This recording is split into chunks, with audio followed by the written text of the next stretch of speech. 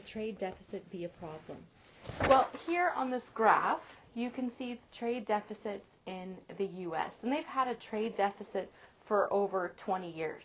Only recently have they started to see any recovery. For most of that 20 years, the trade deficit just increased and increased. Well, why is this problematic? Well, think about it this way. Suppose that you have, what do we have? 10 $100 bills. Okay? Now, I'm the U.S.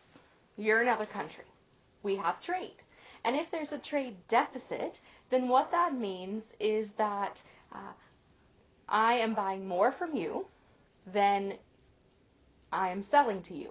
So what happens with a trade deficit is the imports, so the goods coming into the U.S., are more than the exports, the goods going out.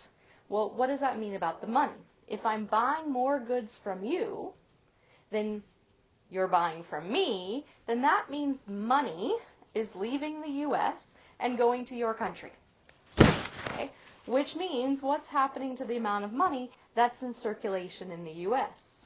Over time, as we have a trade deficit, after a trade deficit, after a trade deficit, the amount of money that's still in circulation in the country is a lot less.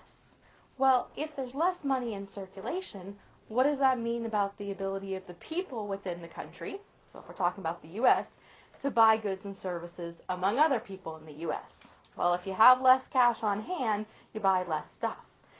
So it's possible that a continual trade deficit year after year after year can trigger a recession. Your economy is contracting because you have less money to spend.